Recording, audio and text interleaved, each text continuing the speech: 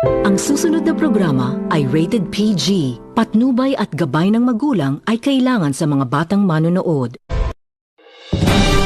Mula Luzon, Visayas at Mindanao, ito ang inyong balita, KBN News.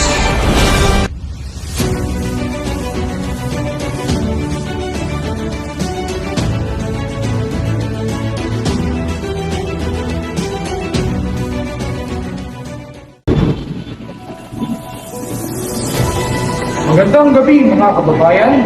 Ako po ngayon naririto upang magatid ng mga nagbabagang balita ngayong araw. Ako nga pala, si Kabayang Derek Patiag na naghahandog sa inyo saan man sa mundo.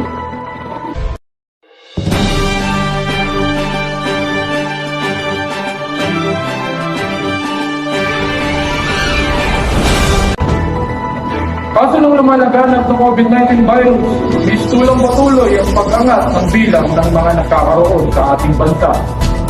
Narito ngayon ang ating kabayang si Bert na nagtungo sa isang ospital ng Maynila upang mag-update kung ano na nga ba ang kalagayan ng mga tao doon at magbigay ng impormasyon ayon sa lumalaganap na virus. Kabayang Bert?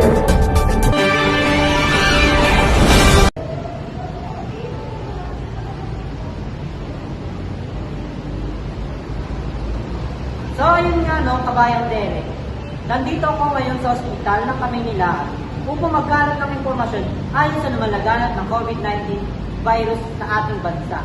At tukuyin nga ba kung anong sandinig ito?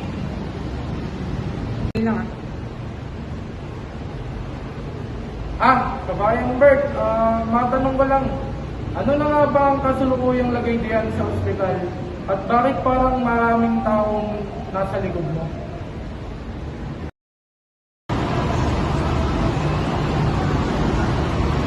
Derek, sa ngayon nga halos puno na ang kapasidad sa ospital dahil sa pagtuloy ng pagdagsa ng COVID patient dito sa ospital ng Kamaynilaan.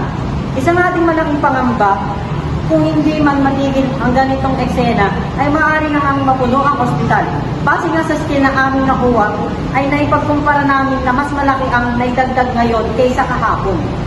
Kaya naman ay napagdesisyonan ng ating gobyerno na magpatupad ng lockdown sa ating bansa.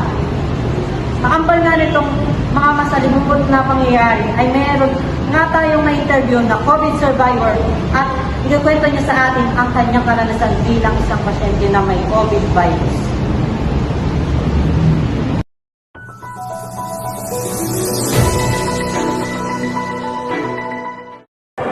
Sir Nal, maaari niyo po bang ikwento sa amin ang pakiramdam ng may COVID?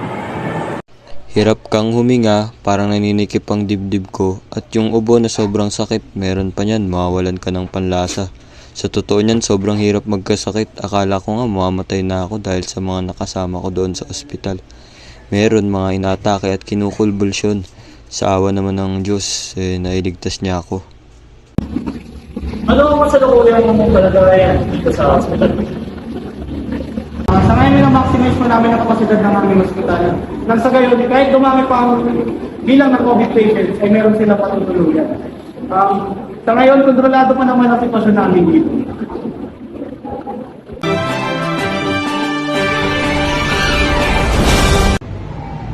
Naku, hirap palang magkaroon ng COVID-19. Kamusta naman ang supply ng bakuna para sa COVID-19?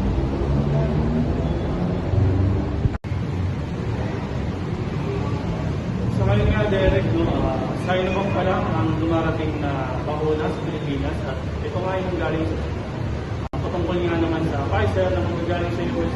Hindi pa natin ganun katukoy kung kailan ang dating. Maraming salamat sa balita, Jay. Muling paalala mga kababayan, magaling magsuot ng face mask at palaging mag-hand wash, sanitize at mag-alcohol para din maiwasan ang pagkakaroon ng mga sakit na ito. Kung may nararamdaman kang sintomas, ay agad na tumawag sa inilagay naming numero dito sa screen. Yun lamang ang hatid naming balita ngayong araw. Maraming salamat mga kababayan. Magandang gabi.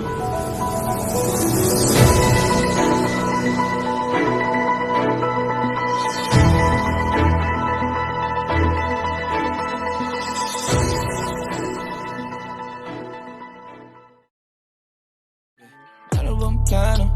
Sana naman tayo dadalhin ng panaginip mo, sabi mo klaro. Kung anong gusto na presyo ay ganun, oo.